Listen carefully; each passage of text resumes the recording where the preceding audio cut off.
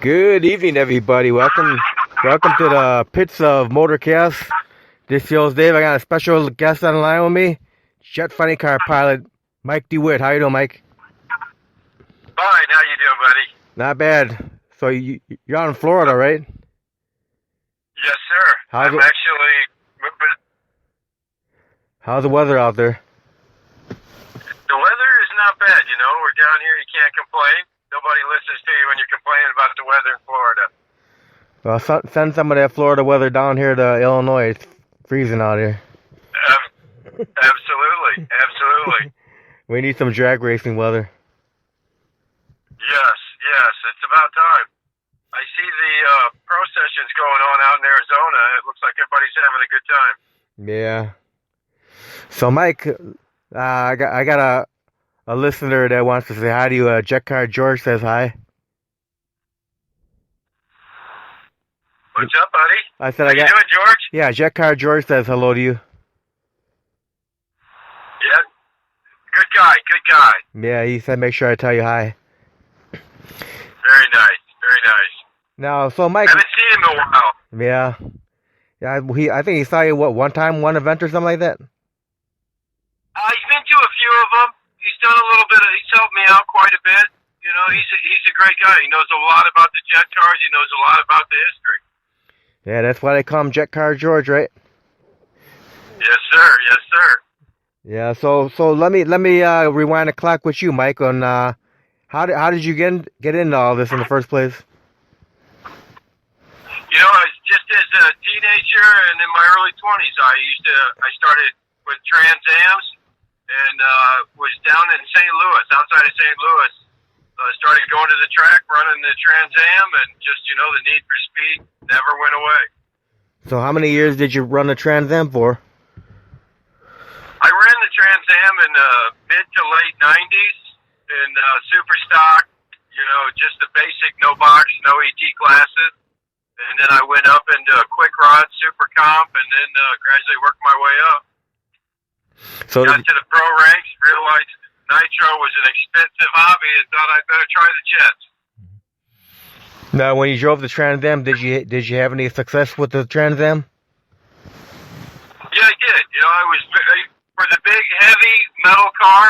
I was always improving, always trying to find the latest and greatest. You know, I never won any Wallies or Ironman with it, but you know, I had a lot of runner-ups, a lot of good times with it.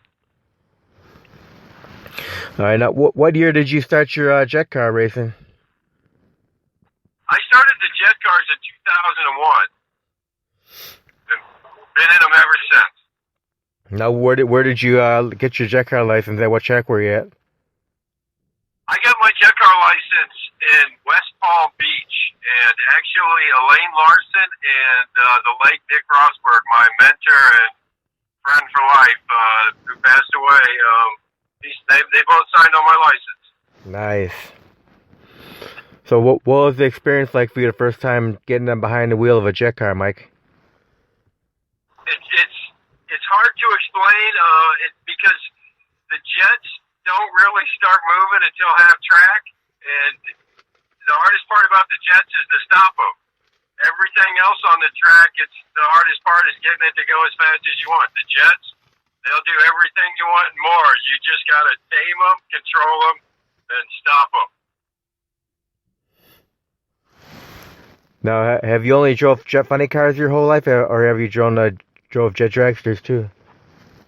I have drove the jet dragsters a couple of times. I am seriously thinking about getting back into a dragster and build a dragster just for the sheer point of the speed. But the funny cars, and they've just always been my thing. I think people relate to them a little better. They're a beat. They're a handful. You know, the dragsters are an arrow. You point them and you hold on. The funny cars, they'll teach you something new every lap. Yeah, those dragsters, they got them flying, going over 300 miles per hour. Yeah. Some of the guys out there now, Rob Albert says Ernie Bogue Jr. is set the bar for the dragsters in the jet class. He's hands down the cream of the crop, you know. And then you've had Al Hanna and Rich and Ken. Those guys have always been there, but it's a very small group of people in the Jets, very tight knit, and you're either it or you're not. Now you can't forget Scotty Heat. No, he's always been there. It's sad to see him bend up the car, but glad to see he's back into it. He's a great guy. He's a great kid. He's been very aggressive from the day he started. He's always put on a great show. That 50 caliber car was very, very fast. Then he got other guys He's a fellow Chicago guy. Then he got other guys like LZ out there. Yep. There's quite a bit of jet car talent from Chicago area. Oh yeah, the Danny Sullivan. Yes. Yeah. I actually consider myself a Chicago boy. I grew up outside of Chicago in West Aurora. Nice. So how long did you live out there? I lived out there until 95, and then I moved down to the middle of Illinois, down to Bloomington Normal, and then from there, in 2000, I moved down to Tampa, Florida, so I could race and work all year round. Nice. Never look back. Well, lucky you've been having no warm weather all the time now. I'm very fortunate with the Jets. It allows me to do a lot of traveling and see a lot of the world, so I get to see everything, you know? So how'd you do last year with the Jet in 2019? Not too bad. We were basically testing and tuning. We've got a brand new car. Dan Page has built me the latest and greatest Jet Funny car, and got a carbon fiber, a 2002 Trans Am body, and we're pretty excited to bring it out for 2020. Actually, this would be the first time I've announced it, but the theme and the name for our 2020 jet car is going to be called the Hurricane. Nice. Yeah, we're coming with an all-new scheme, all-new look, brand new everything. So we're really excited to get back out on the track and show the fans our new stuff and really go for some numbers in the funny car. Yeah, it's nice to see some brand new Jet Funny cars out there, like the other with the Grumpy Gorilla. You saw the Grumpy Gorilla, right? Yes, that's a nice looking car. Yeah, beautiful. There's some nice one out there. There's some nice cars coming out, but you know, there's always got to. The people are always looking for the latest and greatest, and I really want to see these jet cars right around the 300 mile per hour as they should be. Now, what's the fastest you've been in a Jet Funny car? Well, we set the Texas Mile speed record at 324.96, and I've been 302 in it at the long tracks, and I did a lot of land speed stuff. I'm very fortunate. I got a crew chief that works at Lockheed Martin at Thomas Wiggers. He knows a lot. He's very familiar with the jets. He tinkers with them. He makes them do what they need to do, and I can feel very confident when I get strapped in, and he cinches me down that he's given me the best car, and we're going to go out and put on a great show. Now, besides your crew chief, Thomas, you have any other crew members? Yeah, I do. I've had my nephew, Tanner Oliver. He's been with me for almost 10 years now. He's great. He knows it ins and outs. He's not afraid. The hard part is finding guys that don't flinch when that jet starts up and it gets close, because they're a loud, noisy, vicious machine. And I've got my share. I've got a guy out of Missouri, Kane Daly, who's a track prep expert. He goes all over the country with his business, prepping drag strips and that. Him and Ralph Mabry, and Kane helps me out a lot. Chris Askew, he's my promotions, my production, my video guy. Chris Askew actually owns a video production company, Drag Racing. It's one of the better, if not the best out there. It's called Whole Shot Productions. And he does all our videos. He's going to be working with me, and this year we're going to try and do some live videos and some top of the line really fan interactive stuff at the tracks this year. That'd be neat. Now, what kind of jet fuel are you gonna be running on? We always use Jet A. You know, I have vans, our shops at the airport, and I have ends with Shell there and a lot of the FBOs. I like to go to the airports and pick up the clean, good stuff. I think, you know, they all have their moments. Diesel's great for a really thick show. Kerosene's great for a big fireball and a good heat, but I think the Jet A fuel is the way to go. It's what they're designed for. It's what all the research and development is built around, making them perform their best. So whenever we can, we use the Jet A.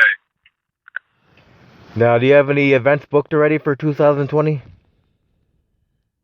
Yeah, we're looking to be at the Festival of Fire by May, June, July, and I have an event scheduled that we're going to put on at Sunshine Speedway at the end of the year with Robert Yoho and a couple of local sponsors. I usually like to put on my own jet car show and bring in a couple of jet car guys.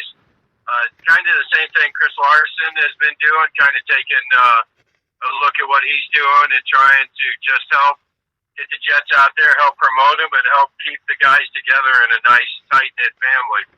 There's a couple of tracks I'm going to try and get back to. Darlington this year. Like to get to Bristol. I got an offer to go there. We're looking at a West Coast tour. We got Sacramento on the books, and a couple other. I'd like to go up the West Coast this next year, as well as we're talking about an event in Aruba and something overseas. Now, when you first started doing the jet car thing, did you have any jet drivers that inspired you back then? Yes, my big guys were Dick Rosberg. I mean, he had so much history. He was a legend before I was out of diapers. He taught me everything.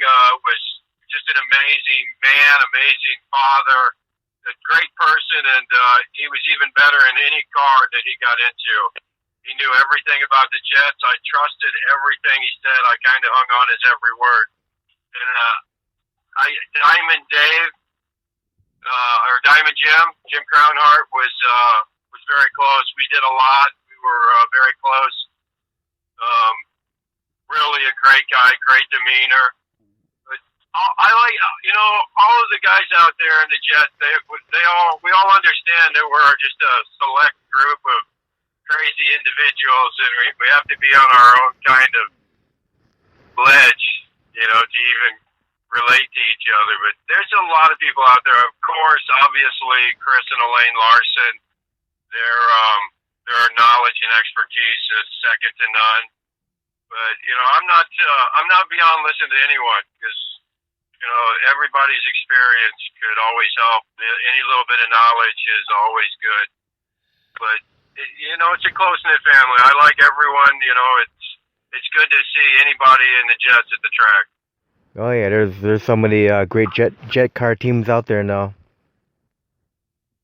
Yes, it's really starting to be what it should be and get the attention that it had in the '90s. I think the teams are coming along. We're getting more complete teams that understand it's not just a race and go. It needs to be a whole experience. You need a lot of interaction with the fans. You need to explain it a little better than just, it's a crazy rocket strapped to a car. It's just the closeness has really come a long way too. Being how our sport is, to where you could just walk up to us in the pits and have a conversation and get any kind of one-on-one that you need or you want with any of the drivers. It really helps. Really helps expand the sport and create a bigger fan base. Yep. That you got teams like Shelley and Jerry Siegel out there, real great couple. Yes. Yep. Then you got Tammy Gatlin. I've seen a lot of it. Tammy Gatlin and Tommy Tammy's out there. Tommy O'Brien, yeah. Yep. No, I'm really hoping to see Jerry Rosberg back out in the dragster soon too. I think he's been working with Alzi, and it's just a good group of people out there with a lot of knowledge. Unfortunately, the Jets are monsters, and they like to show their bad side and scratch up our guys every once in a while. But you know, it's just an experience. Everyone out there is great people. Now, for you, do you have any sponsors, Mike? I do. I have. I'm coming out with a couple new sponsors this year. Being we're down in Key West, I have a couple of sponsors. I really can't say right now. They kind of want this whole thing to come out with the image of the car, so we're looking to come out with our press release in the next 2 weeks with all our pictures and photos and all the sponsors that are combined. I've got to get with each one of my sponsors and make sure that they're all okay and that it's all a cohesive team. Now, do you have any sponsors that have been with you for a long time now? I had the National Aviation Academy with me for a long time. I've got ART Applied Racing Technology. Hydraulic Supply has been a big supplier and supporter of mine from day one in the Jets. Just your basic core group of race car products and machinery and equipment. I've got a lot of good people that have been with me for a long time. Brian Lynch at Performance Two-Way Radios. I just say, I know I'm missing a few, but I don't have my suit in front of me to see the stickers and the patches to cheat off of. I've always had a core group of people that have helped me to get to the track each and every weekend. Outside of my, two main sponsors, as I steal a line from Diamond Jim Crownhart, that MasterCard and Visa have always been really good sponsors to me. Yeah, it's good. Now, have you ever matched with Danny Crownhart? I'm sorry? I said, have you ever done a match race with Danny Crownhart, Jim's son? No, I haven't. I'm looking forward to doing some match races with April in the old car. But I've done a lot of different match racings with monster trucks and alcohol cars and pro mods and even Outlaw 10.5 cars, but and crazy stuff. We have done some crazy things with the jet cars. I've spotted cars 2/3 of the length of the track and match raced them. Monster trucks. I match raced a monster truck at Darlington at the House of Hook, and that's one of my favorite tracks. Darlington and Rockingham, the way those tracks are set up where the fans are literally sitting right on the track. It's an awesome race and awesome fan experience. Now, have you ever done any car burning? No, I've never gotten into that. I've done we do the startups. We've run, circle tracks and smaller, like one-off shows or appearances at like Quaker Steak and Lubes. We'll do the smoke and fire show in the parking lot, but burning cars and that has not been my thing. I don't know if I would get into that. If I start it up, I want to see what it can do. I want to pull the chutes, feel the kick in the chest, and make it all happen. Now, when you're out there on the starting line, Mike, do you have any pre-run rituals or superstitions when you're out there? Yeah, I do. I always, say my piece, make my little speech. I always listen to. There's a couple of songs that I'll listen to before I get in the car. And then my crew chief Thomas and I have a little ritual that we go through when he seats me in. And the Jets are a funny thing. You never know. Now, I will tell you, every week before I leave town, I go to my favorite restaurant to have my favorite meal, just in case. So what's your favorite meal? Oh, steak and baked potato. No, hands down. Ribeye steak. Bone-on ribeye steak. You're a steak and potato guy. Yes. So now, I Go ahead. I'm not going to make many fans of the vegans, but yes, Yeah. that's my guilty pleasure. There goes steak. Yeah. Now, what kind of preparation goes in for you to get ready for a weekend of racing? We go through everything before we leave the shop. My crew chief goes through the car. We go through it when we put it into the trailer. We check everything.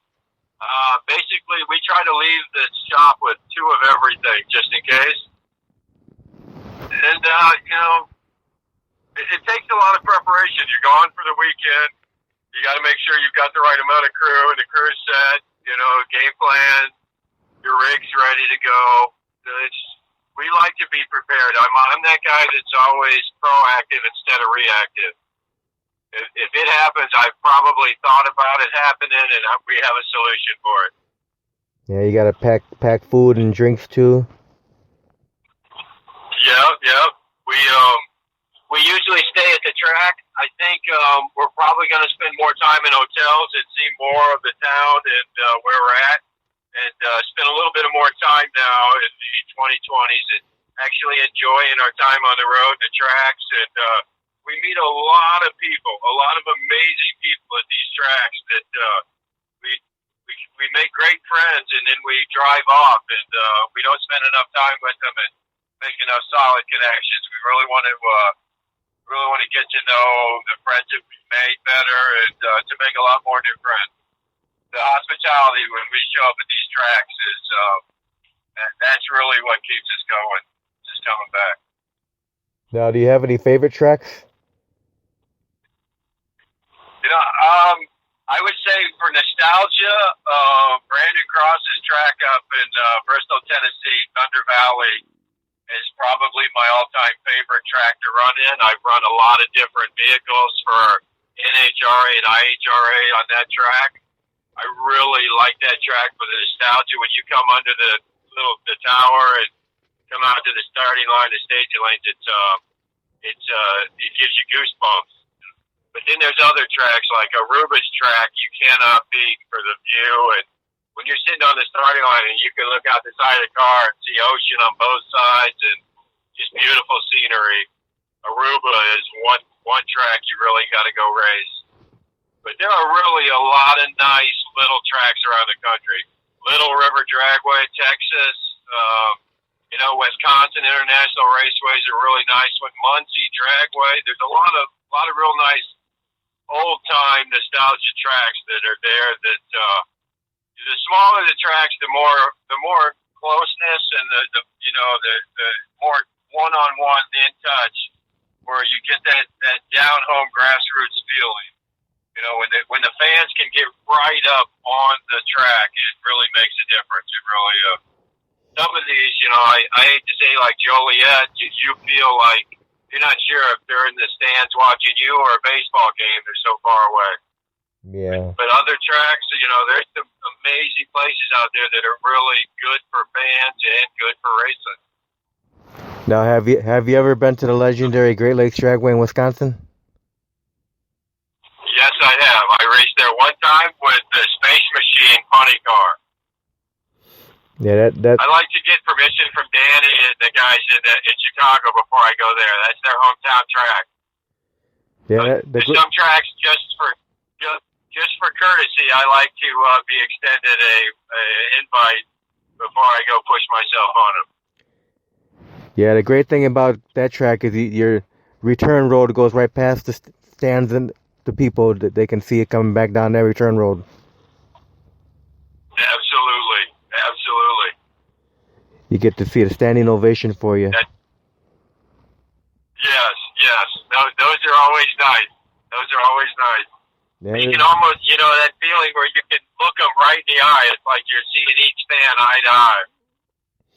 Yeah, there's not a whole lot of tracks that have a return road going next to the crowd, is there? No. Every year you see this track and that track's closing down or getting sold out. I mean, even the great Sacramento Raceway in California they're closing down at the end of the year. I hear there's just there's too many subdivisions going up, I think. people are forgetting about these important entertainment venues that we have. Yeah, it's a shame. Yes. You know, I've always thought there needs to be a track built somewhere with some sort of water park hotel on the track so that, you know, it can be a true family experience where they're there all weekend. There's stuff for the kids to do when the racing's down, and, you know, it'll happen. Leave it up to Burton Smith or Bader or someone. One of those track owners with multiple tracks and deep pockets will do it one day. Yeah. So now, if someone's listening to this interview right now and they're, you know, thinking about trying to drive a jet car, what kind of advice would you give that person? Be very careful. If you've ever thought you respected anything, respect the Jets more. It's a handful. Pay attention to anyone that gives you any advice. There is nothing. You can have all the money in the world. You can show up to the track with a toter home full of money, but you can never buy the experience that seat time will give you. And at some point, at some place on that track, you're going to need that experience. Dick Rosberg always told me it's not a matter of if, but when it happens. And if you're drag racing and if you're truly out there pushing it to the limit, trying to do the best you can and be the best you can, it will happen. Yep. So that and save up your money. Yeah, it's gonna be costly driving a jet car.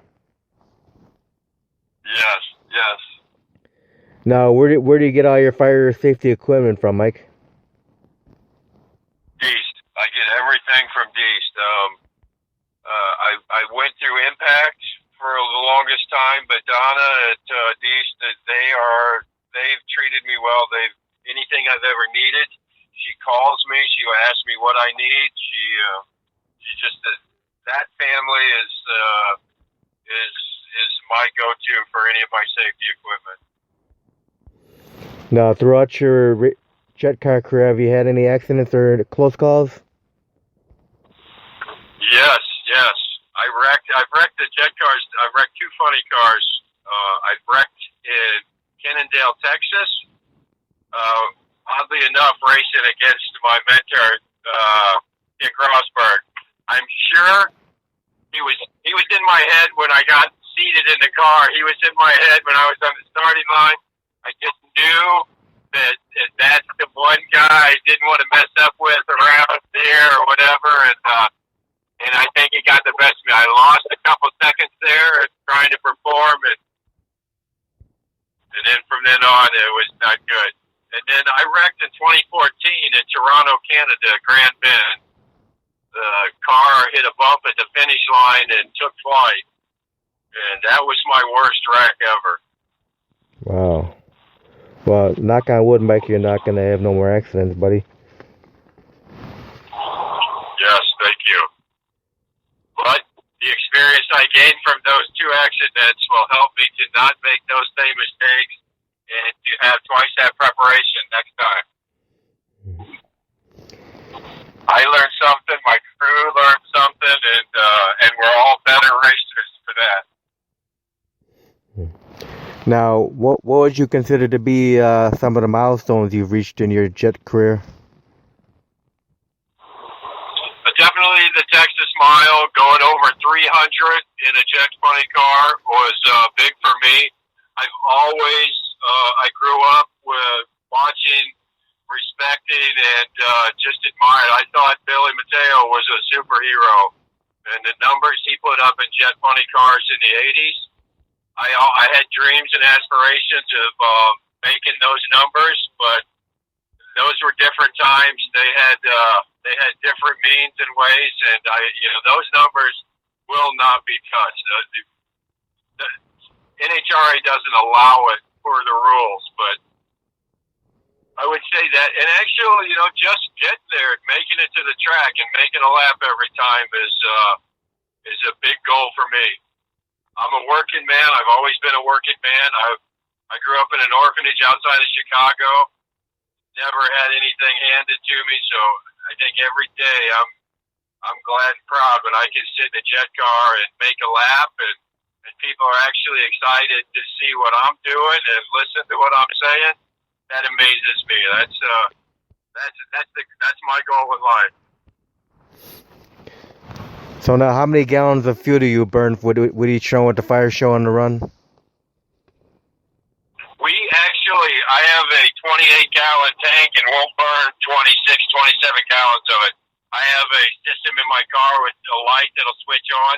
I like to get the best starting line show, the best burner pops, the loudest, hardest, thickest smoke. That's where my guy Thomas Swiegers comes in. Thomas knows the ins and outs. He's tinkered with them. I know if I need a big smoke show, we got a small area, just one smoke. Thomas will dial it in so we could change the weather. If they want heat and fire, he can go back there with a screwdriver and an Allen wrench and make magic happen. We try to put on the best starting line show, burn off as much weight in the fuel that we can, and take what we need to the finish line.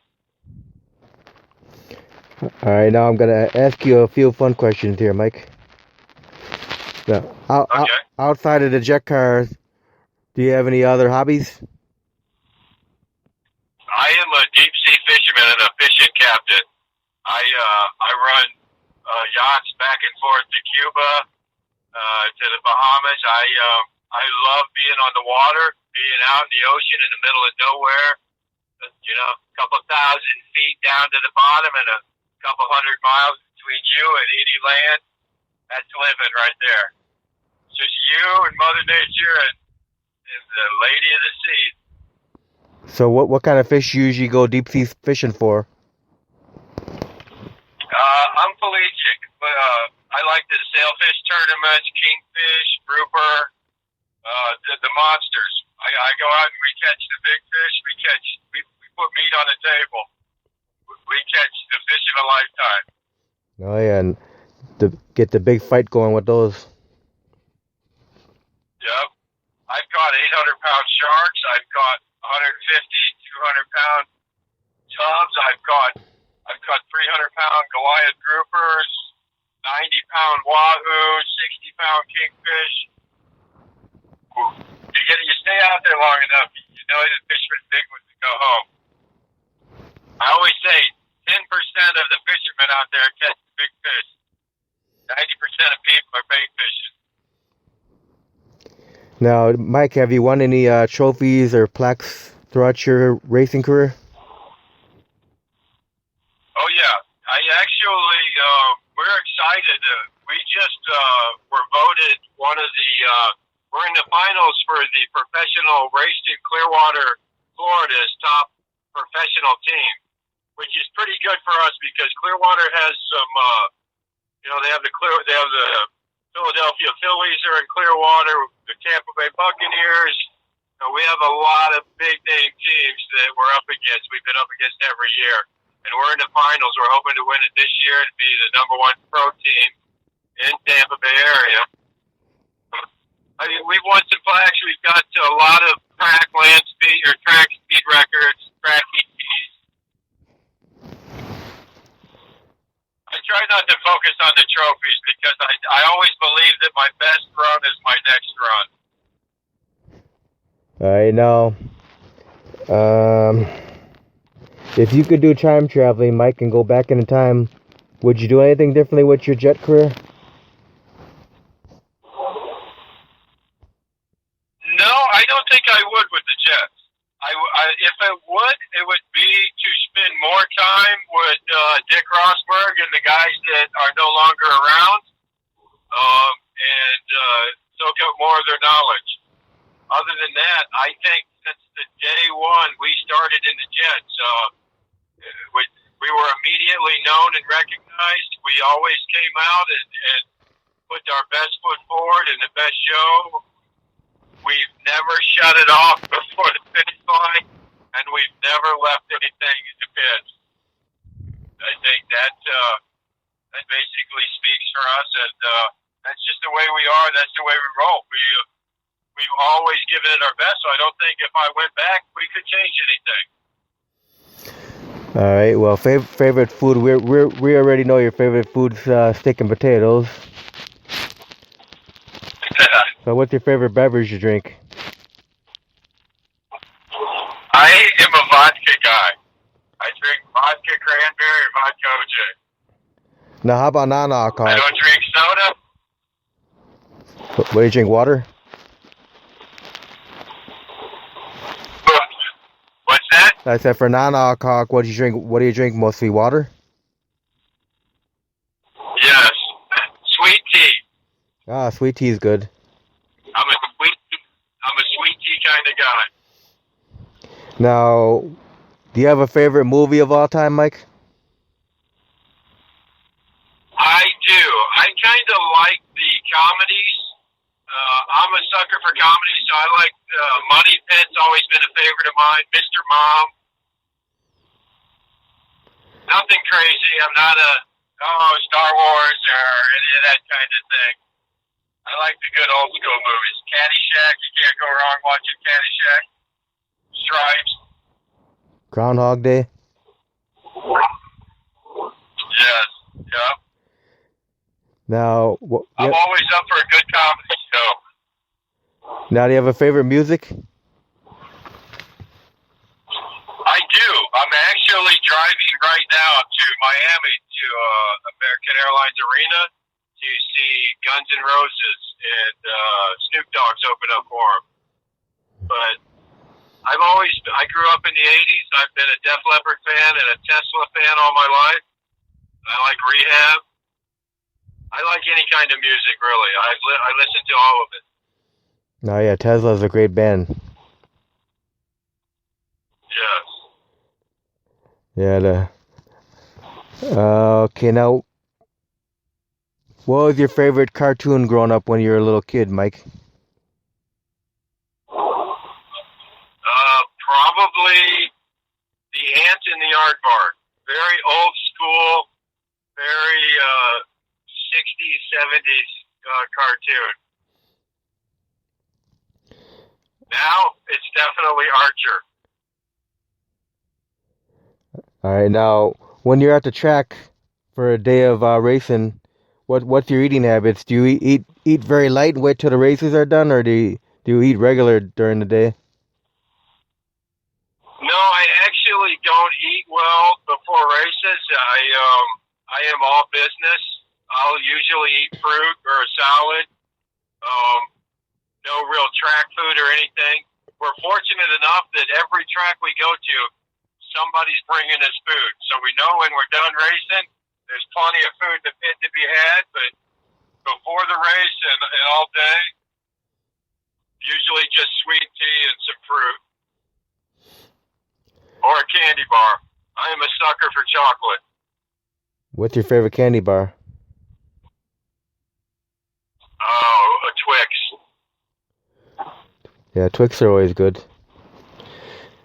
All right, now, can you think of one most embarrassing moment you've had on the starting line? Yes, I rolled through when I was racing Dick Rosberg. And this is in the Jets. I've had some times I had an interesting stint with a quick run. Yep. And rolled through both bulbs quickly, didn't realize it, and was just sitting there waiting when my guy, Mr. Rosberg, Dick, staged it beside me, lighted the first one, and I just kept rolling, waiting for the bulb to light up. It never happened. I rolled the starting line guy waved me through. I kind of puttered down the track, turned off. Dick made his run, and he came and just let me know. It was a pretty sophomoric move there, and I was like, you're in my head, you know? Yeah. A lot of people have no idea how much racing goes on in your helmet at that starting line. Yeah. So now, if you weren't doing jet car driving, what do you think you'd be doing with your life? Just deep sea fishing most of the time? Deep sea fishing and skydiving. I've taken a big anchor into skydiving in the last 4 or 5 years. and that's kind of gotten under my skin. All right. So, what's been the fondest memory of your jet driving career? I think in the four wide events at Concord, running four wide, and then I think probably my last races with Diamond Jim, because they were at the event that he and I put together. It was just a weekend of racing and friendship and camaraderie, and it was just a really nice time. Nice. So, what's your biggest pet peeve, Mike? Oh, man, that's a good question. I like people to be straightforward. I don't like when people are wishy-washy and, we come up with a plan or an idea and then, 45 minutes later they change it. I would say that's probably my pet peeve. Other than that, nada. Now, if people, I kind of try to think that you try to what? I try not to let anything bug me or get to me at my age. Once you turn the big 5-0, you tend to let more stuff roll off and not take things too serious. Yeah. 10 years ago, I probably had a whole list of pet peeves. Yeah. Now, if people listening want to find a schedule for you, we're going to be at in this 2020 season. What's the best way for them to find your schedule? They can find it on my Facebook page, Mike DeWitt Racing. We'll be posting updates here next week along with our press release, all the latest images and pictures of the final look of the car, the body, and the chassis and everything. Yeah, I can't wait to see the pictures, Mike. I am glad. I am happy. I'm honored that you had me on the podcast, and I'm glad I got to let everybody know that's listening and give them first idea of what's going on and what we're coming out with in 2020. Yeah, it was awesome having you on the show, Mike. I'm glad you had me on, and I'll be happy to come on anytime. We'll definitely do another one in the future. Now, do you have any final words or thank yous you want to do before we close? Yeah, just like to thank everybody for staying with us as long as you have and being supportive. And as always, we look forward to seeing everyone at the track. I can't wait to get out and see old friends and make new friends, see family. I know my cousin Tammy and all those out there. I can't wait to get back to the track. And there's just so many people. I can't wait to get back to the track and get to racing and share the experiences with. And Corey Trone, my brother Chris, and Chris Askew, and Kane Daly, and Thomas, and Justin, Jared, all of them. Can't wait to get back out to the track, start making some laps, putting down some fast times, and getting to meet more fans and friends. Awesome. Well, I want to thank you again, Mike, for being on the show today. I appreciate it, man. Thank you so much. Be safe and have a good time. Yeah, you have a great night, Mike. You too, Dave. Bye-bye. Thanks, everybody. Be safe. All right, bye, Mike.